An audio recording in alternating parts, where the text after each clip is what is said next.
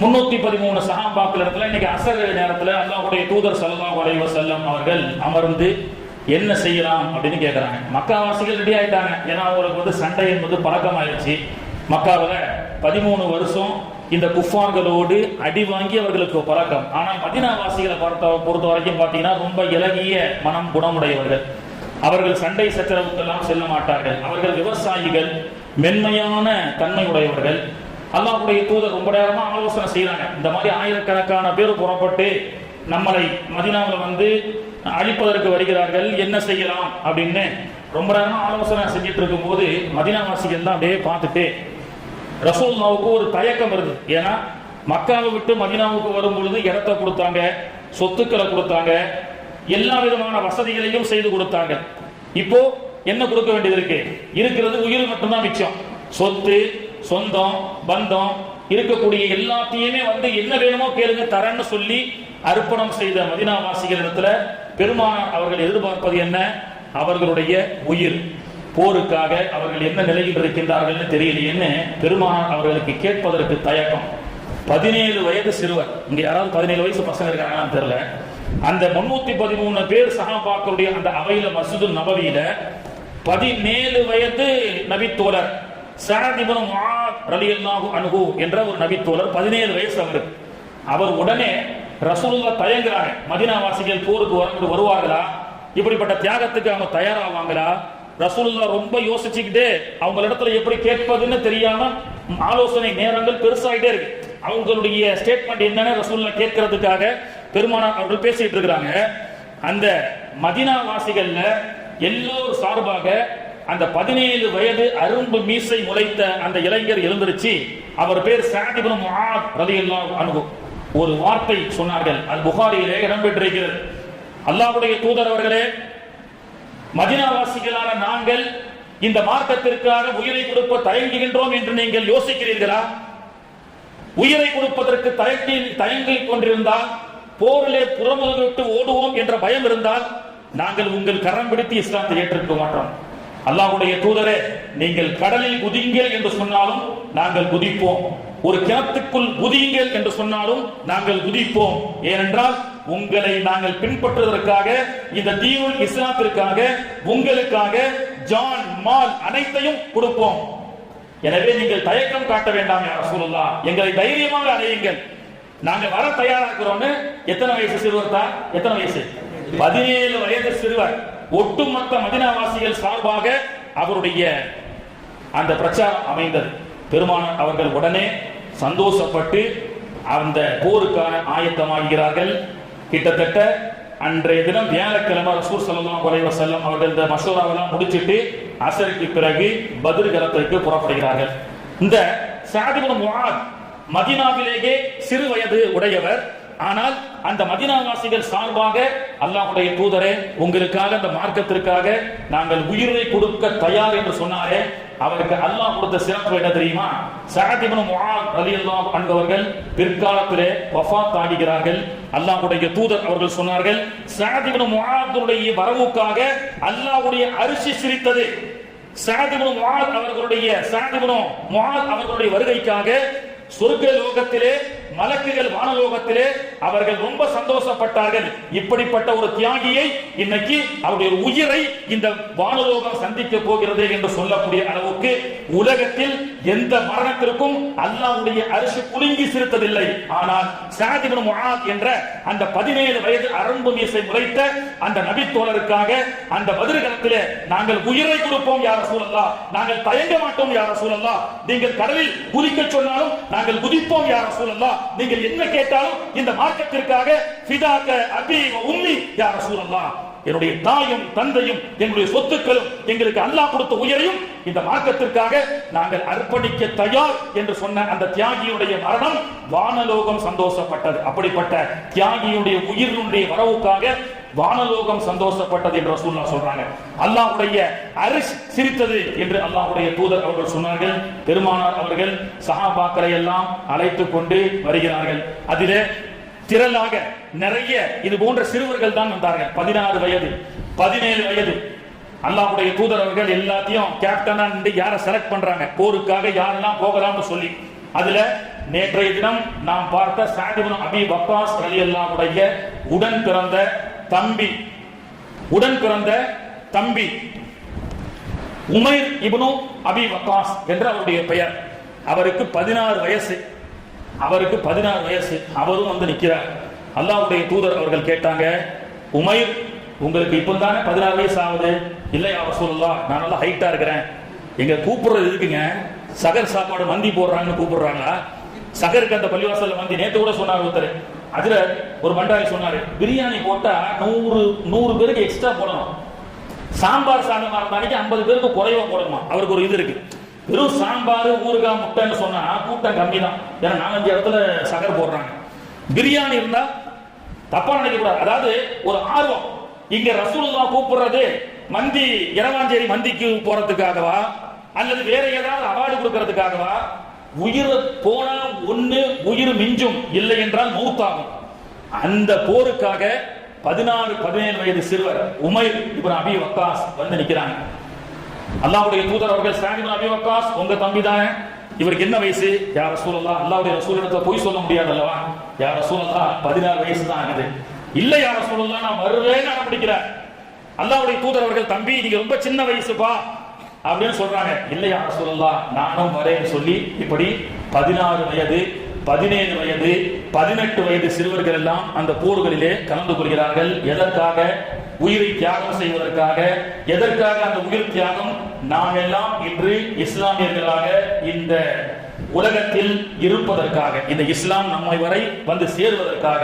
பெருமானார் அவர்கள் பத்ர் என்ற இடத்தை அடைகிறார்கள். பத்ர் என்று சொன்னா அது வந்து ஒரு கிணத்தினுடைய பெயர். இன்னைக்கும் ஒரு பக்கத்தில் ஒரு கிணறு இருக்கு. அந்த கிணத்தினுடைய சிறப்பை பத்தி நம்ம அடுத்து சொல்லுவோம். அல்லாஹ்வுடைய தூதர் அவர்கள் வியாழக்கிழமை அன்று, இதே நாள் அந்த இதெல்லாம் போர் நடக்கக்கூடிய நேரம் வியாழக்கிழமை, சஹாபாக்கள் எல்லாம் ஆயத்தமாகிறார்கள். சஹாபாக்கள் ஒரு ஒட்டகம் தான் 3 பேருக்கு. ரசூலுல்லாவே ஒரு ஒட்டகத்துல 3 பேர் டிராவல் பண்ணாங்க. ஒரு பைக் தான், ஆளுக்கு ஒரு பைக் கூட கிடையாது. எல்லா பைக்லயும் ட்ரிபிள்ஸும் போக முடியாது. ஒருத்தர் மாத்தி போனாங்க. ரசூல் ஸல்லல்லாஹு அலைஹி வஸல்லம் உடைய ஒட்டகத்துல அபூ லுபாபா ரலியல்லாஹு அன்ஹு, அலி ரலியல்லாஹு அன்ஹு, நபி ஸல்லல்லாஹு அலைஹி வஸல்லம் 3 பேர் மாறி சவாரி செய்றாங்க. மதீனாவில் இருந்து சற்று குறைவான தூரம் தான் பத்ர். எனவே சீக்கிரமாக வந்து அடைந்து விட்டார்கள். இரவுல எதிரிகள் எதிர் திசையில வந்து முகாமிட்டுக் கொண்டிருக்கின்றார்கள். அவர்களிடத்துல எல்லா விதமான வசதிகளும், மதுபானங்கள், பெண்கள் போன்ற இரவு களியாட்டங்களிலே அவர்கள் இருந்து கொண்டிருக்கின்றார்கள். பொதுவாக இஸ்லாமிய மக்களுக்கு உண்டான வெற்றியை பற்றி ஒரு கேட்பார் ஒரு யூதர்.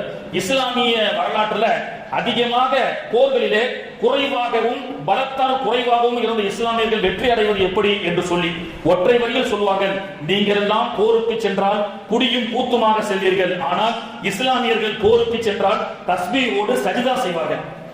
பெருமானார் அவர்கள் அந்த இரவு நேரம் இந்த 313 அமானிதமான உயிர்களை அழைத்து வந்து மஸ்ஜிதே அரீஷ் என்று இன்று பத்ரிலே இருக்கக்கூடிய ஒரு பள்ளிவாசல், அன்று வெறும் வனாந்திர காடாக இருந்த அந்த இடத்துல டென்ட் அடித்து பெருமானார் அவர்கள் சஜிதாவில் இருந்து வெகு நேரம் அல்லாஹ்விடத்திலே துஆ செய்கிறார்கள். யா அல்லாஹ், இந்த 313 தோழர்கள் என்னை நம்பி வந்திருக்கின்றார்கள். இவர்கள் நாளை நடைபெறக்கூடிய யுத்தத்திலே அழிக்கப்பட்டால் நாளை பகல் உன்னை வணங்குவதற்கு இந்த தேசத்தில், இந்த உலகத்தில் யாருமே இருக்க மாட்டார்கள் அப்படின்னு சஜிதாவிலே ரசூலுல்லாஹ் இருக்கிறாங்க.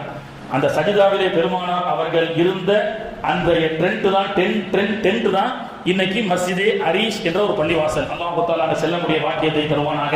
அங்கே சென்று நாமும் பெருமானார் அவர்கள் புனித நெத்திப்பட்ட அந்த சிறப்பான அந்த பூமியிலே சென்று நம்முடைய நெத்தியும் தேய்க்கக்கூடிய வாக்கியத்தை அல்லாஹ் தஆலா தருவானாக. ரொம்ப நேரமா அபூபக்கர் சித்திக் ரலியல்லாஹு அன்ஹு அவர்கள் அல்லாஹ்வுடைய தூதர் சஜிதால இருக்கிறாங்க. வராங்க, டென்ட்டுக்குள்ள வராங்க, ரசூலுல்லாஹ் சஜிதால இருக்கிறாங்க. சில நேரத்தில் அபூபக்கர் நினைச்சாங்களா, பெருமானார் அவர்கள் வஃபாத் ஆயிட்டாங்களோ கவலையிலேயே என்று சொல்லக்கூடிய அளவுக்கு ஒரு கட்டத்தில் பெருமானார் ஸல்லல்லாஹு அலைஹி வஸல்லம் அவர்கள் சஜிதாவிலேயே இருந்து அல்லாஹ்விடத்திலே கேட்கிறார்கள். அல்லாஹ் தஆலா சஜிதாவிலே சுப செய்தி சொல்லிவிட்டான்.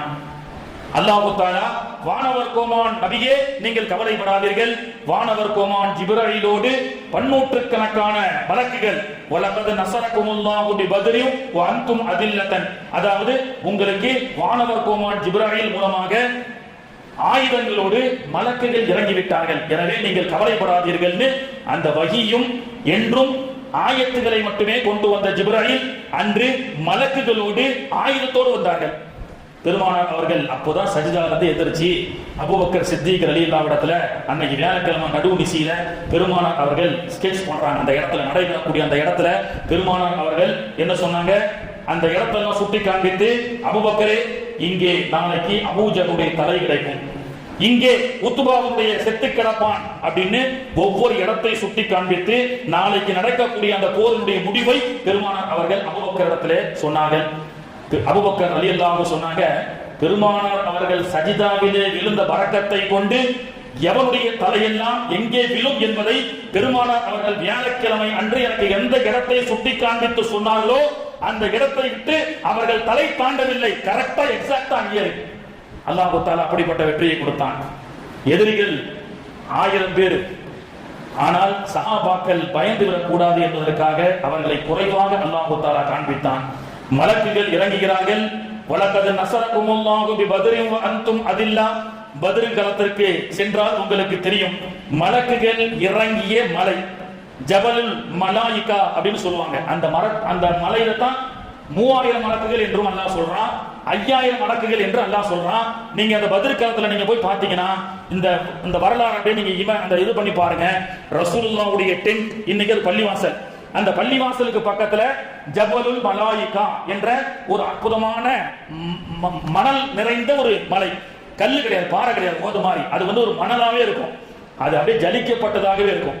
சொல்லப்படுகிறது அந்த மலக்குகள் இறங்கிய அந்த வரக்கத்தை கொண்டு அல்லாஹ் தஆலா அதை அப்படியே சுத்தப்படுத்தியே வச்சிருக்கிறான். இன்னைக்கும் போய் பார்க்கலாம் கண்ணியத்திற்குரியவர்களை, மலக்குகள் இறங்கிய இடம். இப்படி பெருமானார் ஸல்லல்லாஹு அலைஹி வஸல்லம் அவர்கள் வெள்ளிக்கிழமை காலை போர் துவங்குகிறது. ஜும்மாவுக்குள்ள போருக்கு ஒரு மிகப்பெரிய வெற்றி அல்லாஹ் கொடுத்தான். மலக்குகள் மூலமாக அல்லாஹ் தஆலா வெற்றியை கொடுத்தான்.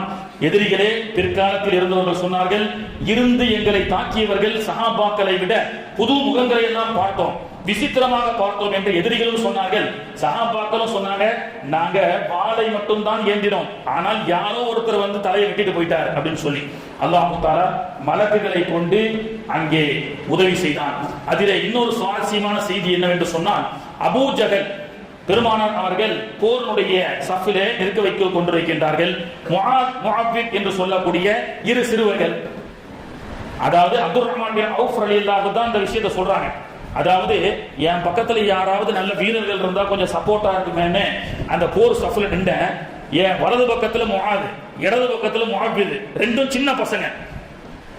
என்னடா யாராவது ஒரு வலுவான ஆள் இருந்தா நல்லா இருக்கும்ல போர்ல, ரெண்டுமே சின்ன பசங்க தான் நிக்கிறாங்க அப்படின்னு நான் நினைச்சுக்கிட்டு இருந்தேன். இந்த பசங்க ஒருத்தர் கேட்டாரு, நீங்க மக்காவாசி தானே அப்துர் ரஹ்மானே? ஆமா. இந்த அபூஜஹல்னு ரசூலுல்லாஹ்வுக்கும் உங்களுக்கு ரொம்ப தொந்தரவு கொடுத்தானே, அந்த ரவுடி எங்க இருக்கான்னு கேட்டாங்க. ஏன்பா அவன் எவ்வளவு பெரிய வீரன், நீ 17 வயசு சின்ன பையன், எறும்பை எறும்பு யானையை வீழ்த்த முடியுமா? நீ எறும்பு, அவன் யானை அப்படின்னு நாங்க நினைச்சோம். முஆவியத்துல நான் காண்பித்தேன். அல்லாஹ் தஆலா அந்த சிறுவர்களே அந்த அபூஜஹலை கத்ல் செய்யக்கூடிய வாக்கியத்தை அல்லாஹ் கொடுத்தான். அந்த சிறுவர்களுடைய உள்ளத்தை பாருங்க. அந்த சிறுவர்களை எந்த ஒரு இடையூறும் அபூஜஹல் பண்ணல.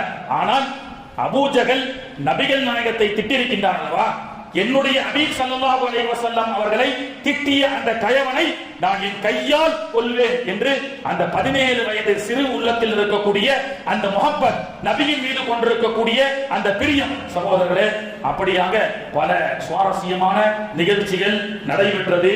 அல்லாஹ் தஆலா வெள்ளிக்கிழமை ஜும்மாவுக்குள்ள ஒரு மிகப்பெரிய வெற்றியை கொடுத்தான்.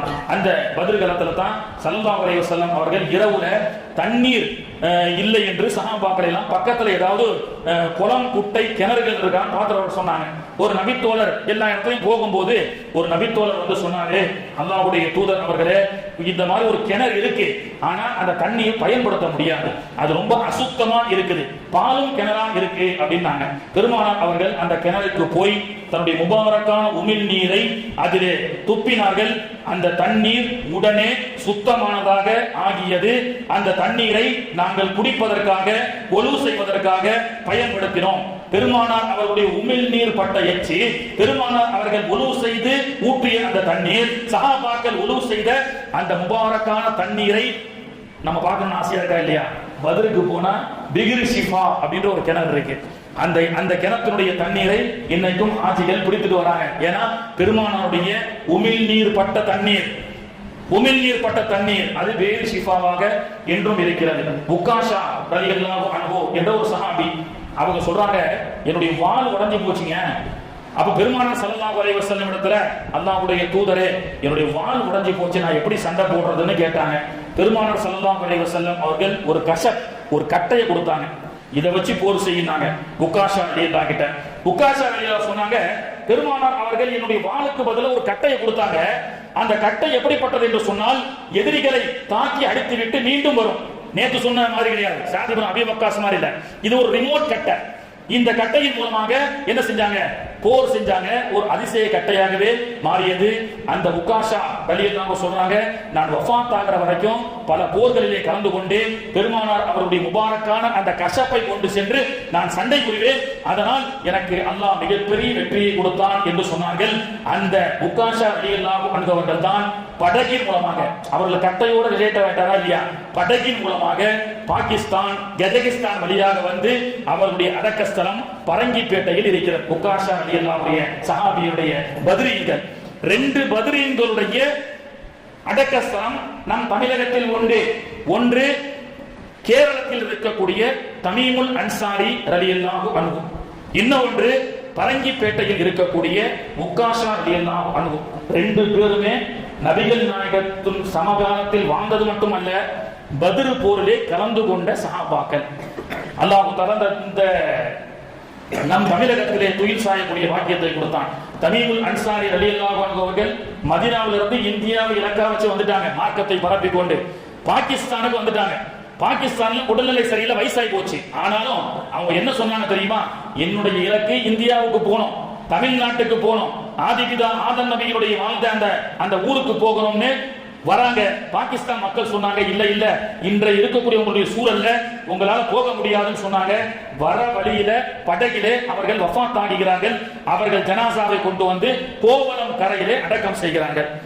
அல்லாஹ் தஆலா சொல்றான், வலா தகூலு லிமன் யுக்தலு ஃபீ ஸபீலில்லாஹி அம்வாதா, என்னுடைய இறை பாதையில் ஷஹீதாக்கப்பட்ட நல்லடியார்களை நீங்கள் மௌத்தாகிட்டாங்கன்னு சொல்லாதீங்கன்றான். நிறைய சஹாபாக்களுடைய உடல், குறிப்பாக பத்ர் யுத்தத்தில் ஈடுபட்ட சஹாபாக்களுடைய உடலை எல்லாம் சில சிவில் கன்ஸ்ட்ரக்ஷனுக்காக தோண்டும் பொழுது ஹுதைஃபத் இப்னுல் யமான் ரலியல்லாஹு அன்ஹு அவர்களும் பத்ர் சஹாபி தான். ஈராக்ல சமீபத்தில் 1948 ஒரு மணலோரமாக ஒரு கன்ஸ்ட்ரக்ஷன் தோண்டுவதற்காக பொக்லைனை இருக்கும் பொழுது ஒரு அழகான உடல் கண்டெடுக்கப்படுகிறது. ஒரு அழகான உடல் கண்டெடுக்கப்பட்டது. எல்லாம் 1948 நம்ம நாடு சுதந்திரம் வாங்கக்கூடிய அந்த நேரத்தில் உலகத்தில் இருக்கக்கூடிய எல்லா மீடியாக்கள், அப்ப இருந்த மீடியா பத்திரிகைகளே செய்தியாக வந்தது. ஈராக் தேசத்தினுடைய ஒரு நதிக்கரை ஓரத்தை அவர்கள் தூர்வாரும் பொழுது அங்கே ஒரு அழகான உடல் கொண்ட 2 சஹாபாக்கள், அதிலே ஒருவர் ஹுதைஃபத் இப்னுல் யமான் ரலியல்லாஹு அன்ஹு அவர்கள் குர்ஆனை எழுதக்கூடிய பொறுப்பு அல்லாஹ் கொடுத்தாங்க. குர்ஆனோடு தொடர்பு இருந்தார். நிறைய டாக்டர்ஸ்கள் எல்லாம் வந்து அந்த உடலை பார்த்தார்கள். பார்த்து அந்த கையை வைத்து ஒரு டாக்டர், அமெரிக்காவுடைய டாக்டர் சொன்னார், who told he is dead, இவர் இறந்து விட்டார் என்று யார் சொன்னது, he is alive அப்படின்னு சொன்னார். ஈராக்ல 1948 நடந்தது. அல்லாஹ் தஆலா குர்ஆன்ல இன்னும் வாழ்கிறார்கள், பல்ஸ் இன்னும் போயிட்டு இருக்கு. இறந்த ஜனாசா 1400 வருஷமாக அல்லாஹ் தஆலா அதே போன்று பாதுகாத்து வச்சிருப்பான் சகோதரரே. எனவே கண்ணியத்திற்குரிய அல்லாஹ்வின் நல்லடியார்களே, அப்படிப்பட்ட பல செய்திகளை நாம் சொல்லிக்கொண்டே போகலாம். நான் ஃபஜ்ர் வரைக்கும் பேசுறதுக்கு தயார் தான். ஆனா எல்லாருக்கும் அப்படியே கண்ணு அப்படியே இந்த காலத்துல, அதாவது அடுத்தவை கேடு கட்டாலும் போவா பரவாயில்ல, நான் தான் நல்லா வாழணும்ன்ற ஒரு காலத்துல நமக்கெல்லாம் இந்த இஸ்லாம் வருவதற்காக எவ்வளவு பெரிய ஒரு தியாகத்தை சஹாபாக்கள் நமக்கு செஞ்சிருக்கிறாங்க. அல்லாஹ் தஆலா அப்படிப்பட்ட தியாகத்தினுடைய பறக்கத்தை கொண்டுதான் நமக்கு ஈமானை அல்லாஹ் கொடுத்திருக்கிறான்.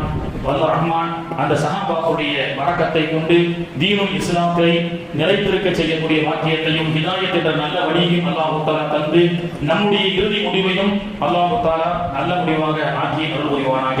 வாக்கர் தஅவானா அல்ஹம்துலில்லாஹி ரப்பில் ஆலமீன். இப்பொழுது அந்த 313 சஹாபாக்களுடைய பெயரையும் இப்பொழுது வாசிக்கப்பட்டு துஆ செய்யப்படும்.